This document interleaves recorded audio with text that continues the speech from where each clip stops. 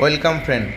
তো আজকে আমরা দেখে নেব যে আপনি এনপিএসে কী করে ফান্ড ম্যানেজার চেঞ্জ করবেন এবং স্কিম প্রেফারেন্স কী করে চেঞ্জ করবেন, মানে কোন স্কিমে কত পার্সেন্ট ইনভেস্ট করতে চাইছেন, ইকুইটিতে কত, কর্পোরেট বন্ডে কত, গভর্নমেন্ট বন্ডে কত, সেই প্রসেসটা আজকে দেখে নেব। তো এর জন্য প্রথমে গুগলে গিয়ে আপনি এনপিএসে লগ ইন করে নেবেন। তো গুগলে গিয়ে প্রথমে টাইপ করবেন এনপিএস, টাইপ করার পর সার্চ করবেন। সার্চ করার পরে দেখুন একদম প্রথমে যে এনপিএস ন্যাশনাল পেনশন সিস্টেম যে লিঙ্কটি বেরিয়েছে সেই লিঙ্কটাতে ক্লিক করবেন। ক্লিক করার পরে দেখুন যে পেজটি ওপেন হবে, একদম ডান দিকে এখানে লগ ইন অপশন রয়েছে। এই লগ ইনে মাউসটা নিয়ে গেলেই নিচে দেখুন দুটো অপশন ওপেন হয়ে যাবে। প্রথমে যে সাবস্ক্রাইবার বলে যে অপশানটা রয়েছে সেটাতে মাউসটা নিয়ে গেলে দেখুন বাঁদিকে ন্যাশনাল পেনশন স্কিম সিস্টেম বলে অপশানটা বেরিয়ে আসবে। তো এটাতে ক্লিক করবেন। এটাতে ক্লিক করার পরে যে পেজটা ওপেন হবে সেখানে দেখুন একদম উপরে সাবস্ক্রাইবার বলে যে অপশন আছে এটা দিয়ে লগ ইন করবেন।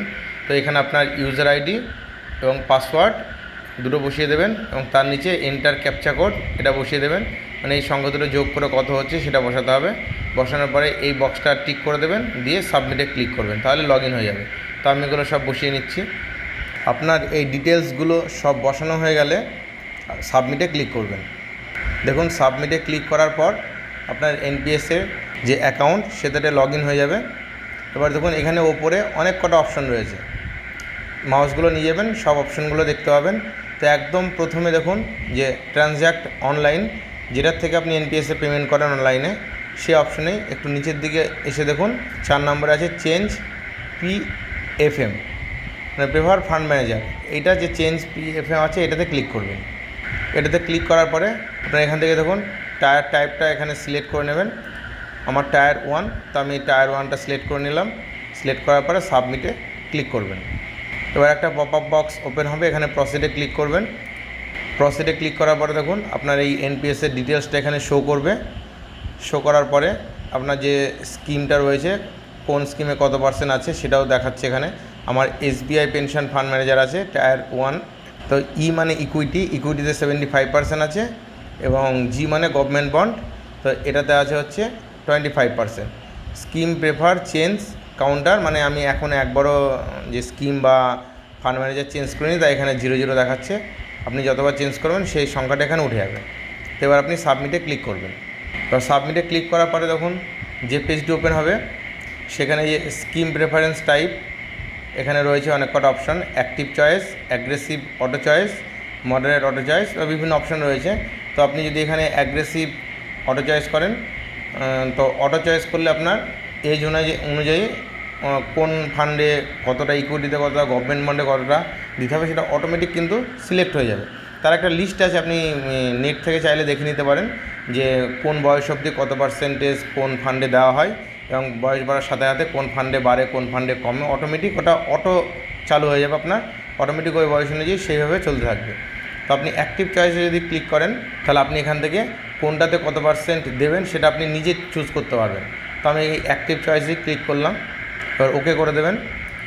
তো দেখুন এখানে আমার SBI pension fund private limited, তো আমার এই ফান্ড ম্যানেজার এসবিআই করা আছে এবং আমার ইকুইটিতে 75% এবং গভর্নমেন্ট বন্ডে 25% দেওয়া আছে।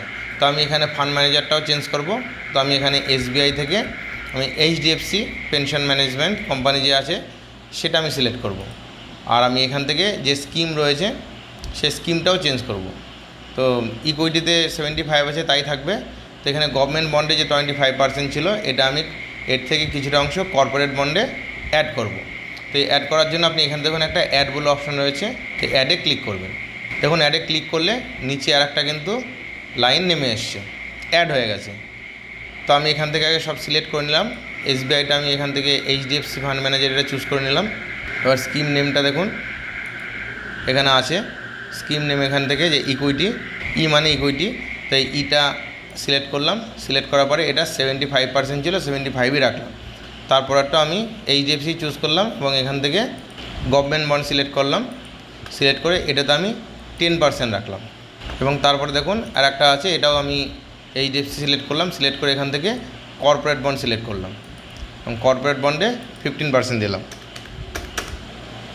তাহলে টোটাল দেখুন 75 আর 10-এ 85 আর 15-তে 100, তো টোটাল 100% হয়ে গেছে। তো আপনি এখান থেকে আরও অ্যাড করে চাইলে এ বলে আর একটা অপশন আছে, ওইটাতেও আপনি কিছুটা দিতে পারেন। ওটাতে ম্যাক্সিমাম 5%ই দেওয়া যায়। তো আপনি চাইলে এটাতে 10% দিয়ে ওটাতে 5% অ্যাড করতে পারেন। ওর এ মানে হচ্ছে রিয়েল এস্টেট যে বিজনেস, ওখানে যে ইনভেস্ট করে কোম্পানি, সেখানে আপনার টাকাটা খাটবে আর কি। তো আমি এটা আপাতত করছি না, এই তিনটেতেই থাকলো। এই তিনটে আপনি ভালো করে দেখে নেবেন। ফান্ড ম্যানেজার আপনি চাইলে এই ইকুইটিতে কোন ফান্ড ম্যানেজার চুজ করবেন এবং আপনার গভর্নমেন্ট বন্ডে কোনটা আলাদা আলাদাও করতে পারেন। আমি তিনটে একই করলাম, করার পরে এবার সাবমিটে ক্লিক করবেন। দেখুন সাবমিটে ক্লিক করার পরে আপনার যে টোটাল এখানে যে কটা চেঞ্জ করলেন সে কটা এখানে সব দেখাচ্ছে। দেখানোর পর নিচে যে সেন্ড ওটিপি বলে যে অপশন আছে সেটাতে ক্লিক করবেন। সেন্ড ওটিপিতে ক্লিক করলে আপনার রেজিস্টার মোবাইল নাম্বারে একটি ওটিপি যাবে এবং মেলেও একটি ওটিপি যাবে। আর এই ওটিপিটি এখানে বসিয়ে দেবেন। ওটিপি বসানো হয়ে গেলে আবার সাবমিট ওটিপিতে ক্লিক করবেন। দেখুন সাবমিট ওটিপিতে ক্লিক করার পরে এখানে লেখা উঠেছে ইনভেস্টমেন্ট চয়েস চেঞ্জ রিকোয়েস্ট, এবং রিকোয়েস্ট যে আপনার এখানে ডিটেলসটা দিয়ে দিয়েছে, যে অ্যাকনোলেজমেন্ট নাম্বারও দিয়ে দিয়েছে, টোটালটা দিয়ে দিয়েছে। মানে আপনার রিকোয়েস্টটা কিন্তু সাবমিট হয়ে গেছে। আর কিন্তু কোনো কাজ নেই, আপনি চাইলে এই পেজটা এখান থেকে প্রিন্টও করে রাখতে পারেন। তো 2-1 দিন পরে আপনি আবার লগ ইন করে দেখবেন যে আপনার ফান্ড ম্যানেজার যা ছিল সেটা চেঞ্জ হয়েছে নাকি। তো 2-3 দিনের মধ্যে এটা চেঞ্জ হয়ে যাবে, চিন্তার কোনো কারণ নেই। তো এইভাবে আপনি খুব সহজেই কিন্তু আপনার এনপিএস অ্যাকাউন্টে লগ ইন করে আপনার মোবাইল থেকে হোক বা কম্পিউটার থেকে হোক, যে কোনো সময় আপনি আপনার যে ফান্ড ম্যানেজার সেটা চাইলে চেঞ্জ করে নিতে পারেন। এর পরবর্তীতে যদি মনে হয় যে এই ফান্ড ম্যানেজার আপনার খুব একটা ভালো রিটার্ন দিচ্ছে না, আপনি আবার ফান্ড ম্যানেজার চেঞ্জ করতে পারেন। তো এইভাবে কিন্তু আপনি খুব সহজে ঘরে বসেই বা মোবাইল থেকে আপনি চাইলে ফান্ড ম্যানেজার এবং যে স্কিমে কত % করে টাকা রেখেছেন সেই স্কিমও চেঞ্জ করতে পারেন। তো ভিডিওটি ভালো লাগলে চ্যানেলটি অবশ্যই সাবস্ক্রাইব করবেন, লাইক ও শেয়ার করবেন। ধন্যবাদ।